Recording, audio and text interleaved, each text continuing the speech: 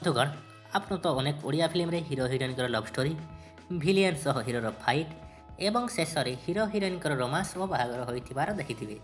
କିନ୍ତୁ ଆମେ ଆଜି ଆପଣଙ୍କୁ ଏସବୁରୁ ଟିକେ ହଟକେ ଏକ ଓଡ଼ିଆ ଫିଲ୍ମର ଏକ୍ସପ୍ଲେନ୍ କରିବାକୁ ଯାଉଛୁ, ଯେଉଁଥିରେ କି ଥିବ ଏକ ବ୍ୟୁଟିଫୁଲ୍ ଲଭ୍ ଷ୍ଟୋରି, ଜବରଦସ୍ତ ଫାଇଟ୍, ଗୁଡ୍ ସିନେମାଟୋଗ୍ରାଫି ଏବଂ ପରଫେକ୍ଟ ଷ୍ଟୋରି ଲାଇନ୍ ଆଉ କଣ୍ଟେଣ୍ଟ।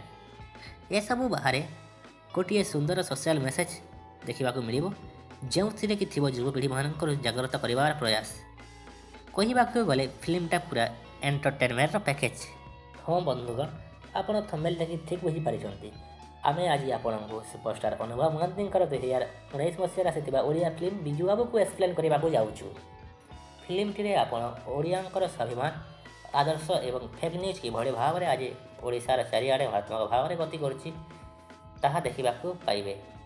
ଏହା ସତ୍ତ୍ୱେ ଓଡ଼ିଶାର ପ୍ରବାଦ ପୁରୁଷ ବିଜୁ ବାବୁଙ୍କର ଝଲକ ମଧ୍ୟ ଅନେକ ସିନ୍ରେ ଆପଣଙ୍କୁ ଦେଖିବାକୁ ମିଳିବ। ଫିଲ୍ମଟିକୁ ନିର୍ଦ୍ଦେଶନା ଦେଇଛନ୍ତି ଦମନ ଭଳି ଶାନଦାର ଫିଲ୍ମ ଦେଇଥିବା ଡାଇରେକ୍ଟର ବିଶାଲ ମୋରାଇ ଓ ଦେବୀପ୍ରସାଦ ଲେଙ୍କା। ଏହା ତାଙ୍କର ପ୍ରଥମ ଓଡ଼ିଆ ଫିଲ୍ମ ମଧ୍ୟ। ଏହି ଫିଲ୍ମର ପ୍ରଯୋଜନା ଭାର ଗ୍ରହଣ କରିଛନ୍ତି ନୀଳମାଧବ ପଣ୍ଡା, ଯିଏକି ବଲିଉଡର ଏକ ଡାଇରେକ୍ଟର ଏବଂ ପ୍ରଡ୍ୟୁସର ମଧ୍ୟ। ଫିଲ୍ମଟିରେ ମୁଖ୍ୟ ଭୂମିକାରେ ଆପଣଙ୍କୁ ଦେଖିବାକୁ ମିଳିବେ ଅନୁଭବ, ସୁପ୍ରିୟା, ପ୍ରଜ୍ଞା ଏବଂ ଚିତ୍ତରଞ୍ଜନ ଦାସ। ଫିଲ୍ମର କାହାଣୀ ଆଡ଼କୁ ଦେଖିବାକୁ ଗଲେ ଏଥିରେ ହିରୋ ଓ ତାର ମାମୁଁ ପ୍ରଥମେ ଚୋର ଥିବାର ଦେଖାଯାଏ। ସେମାନେ ଓଡ଼ିଶାକୁ ଆସିଥିବା ସାଉଥ ଇଣ୍ଡିଆନ ଷ୍ଟୁଡେଣ୍ଟମାନଙ୍କ ଠାରୁ ସୁନା ଓ ଟଙ୍କା ଲୁଟ୍ କରୁଛନ୍ତି। ପରବର୍ତ୍ତୀ ସମୟରେ ସେମାନେ ଅନ୍ୟ ଲୋକମାନଙ୍କୁ ଠକୁଛନ୍ତି ଏବଂ ଚାଲାକିରେ ସେମାନଙ୍କ ଠାରୁ ଲୁଟ୍ ମଧ୍ୟ କରୁଛନ୍ତି।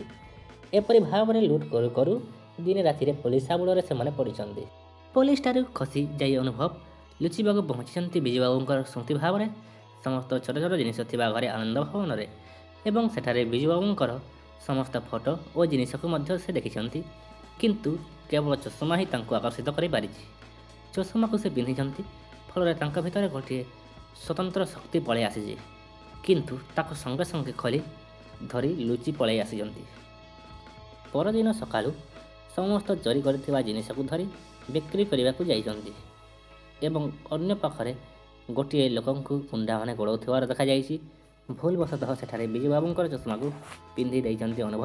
ବିଜୁବାବୁଙ୍କ ଚଷମା ପିନ୍ଧିଲା ତାଙ୍କର ଶକ୍ତି ଦ୍ୱିଗୁଣିତ ହୋଇଛି। ତାଙ୍କ ଭିତରେ ଗୋଟିଏ ନୂଆ ଜୋଶ ଏବଂ ନୂଆ ଦମ ଚାଲି ଆସିଛି। ସେ ଗୁଣ୍ଡାମାନଙ୍କୁ ମାଡ଼ ମାରି ନିଜକୁ ବିଜୁ ବୋଲି ସେଠାରେ ଇଣ୍ଟ୍ରୋ କରିଛନ୍ତି। ସେଠାରେ ଓଡ଼ିଶାର ଭାଇରାଲ ଡାଇଲଗ କଳିଙ୍ଗ କରାଯାଉଥିବା ଲୋକକୁ ନିଜ ବ୍ୟାଗରେ ଭର୍ତ୍ତି ହସ୍ପିଟାଲକୁ ଆଣି ତାର ଟ୍ରିଟମେଣ୍ଟ ମଧ୍ୟ କରିଛନ୍ତି। ଦୁର୍ଭାଗ୍ୟବଶତଃ ସେଇଟା ହେଉଛି ହିରୋଇନଙ୍କ ସମ୍ପର୍କିତ ଭାଇ। ହିରୋଇନର ସମ୍ପର୍କିତ ଭାଇକୁ ହେଲ୍ପ କଲା ପରେ ହିରୋ ସହିତ ବହୁତ ମିଶିବାକୁ ଚେଷ୍ଟା କରି ହିରୋ ପ୍ରତି ଆକୃଷ୍ଟ ହୋଇଯାଏ ଏବଂ ହିରୋ ହିରୋଇନଙ୍କର ଲଭ୍ ଆରମ୍ଭ ହୁଏ। ଏହାପରେ ସେମାନେ କଫି ସପ୍, ପାର୍କ, ବିଭିନ୍ନ ରୋମାଣ୍ଟିକ୍ ପ୍ଲେସ୍ ଯାଇ ନିଜେ ଏନ୍ଜୟ କରନ୍ତି। ଏଥିମଧ୍ୟରେ ହିରୋଇନ ତାର ସବୁ କଥା କହେ, ତାର ସମ୍ପର୍କିତ ଭାଇ ସହିତ କେମିତି ତାର ଘଟଣା ଏବଂ କିପରି କ'ଣ ହୋଇଥିଲା ତାହା ବି କହେ। ଏହାକୁ ବି ହିରୋ ସେତେ ଗଭୀର ଭାବରେ ନିଏ ନାହିଁ, ତାକୁ ହାଲକା ଭାବିନିଏ।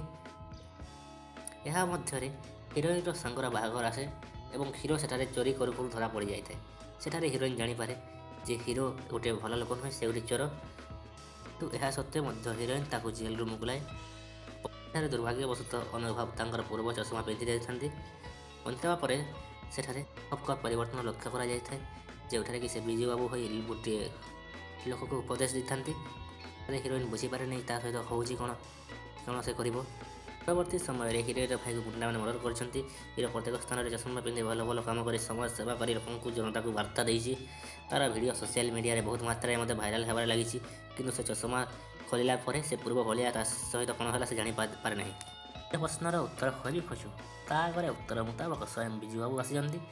ତାକୁ ଦେଖି ହିରୋ ଘବରାଇ ଯାଇଛି, କିନ୍ତୁ ବିଜୁବାବୁଙ୍କର ଆଦର୍ଶ, ସ୍ୱାଭିମାନ ଓ ତାଙ୍କର ସ୍ୱପ୍ନର ଓଡ଼ିଶା କଥା ଜାଣି ପରବର୍ତ୍ତୀ ସମୟରେ ସେ ଠିକ୍ ଗୁଣ ବୁଝିପାରିଛି।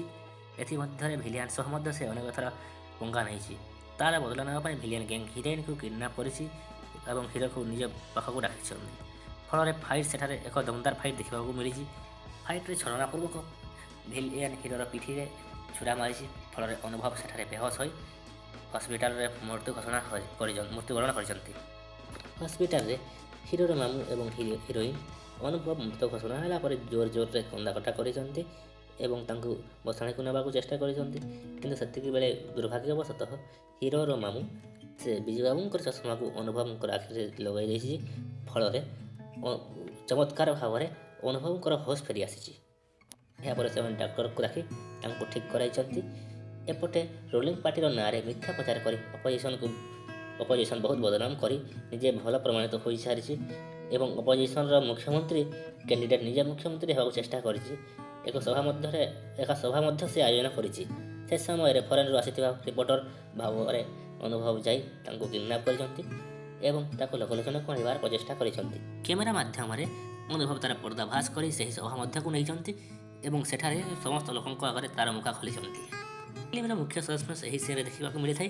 ଆପଣ ସମସ୍ତେ ଫିଲ୍ମ ଦେଖିଲେ ଜାଣିପାରିବେ। ଆଉ ଦୟାକରି ଏହି ଫିଲ୍ମକୁ ନିଶ୍ଚିତ ଭାବରେ ଦେଖନ୍ତୁ।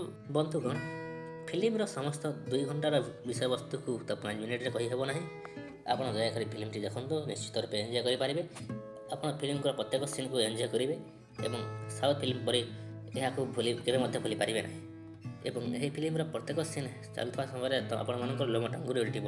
ତ ବନ୍ଧୁଗଣ, ଆପଣଙ୍କୁ ଏହି ଭିଡ଼ିଓଟି କେମିତି ଲାଗିଲା ଆମକୁ କମେଣ୍ଟ ମାଧ୍ୟମରେ ଜଣାନ୍ତୁ। ଏମିତି ଆହୁରି ଇଣ୍ଟରେଷ୍ଟିଂ ଭିଡ଼ିଓ ପାଇଁ ଆମ ଚ୍ୟାନେଲକୁ ସବସ୍କ୍ରାଇବ୍ କରି ପାଖରେ ଥିବା ବେଲ୍ ଆଇକନ୍କୁ ପ୍ରେସ୍ କରିଦିଅନ୍ତୁ।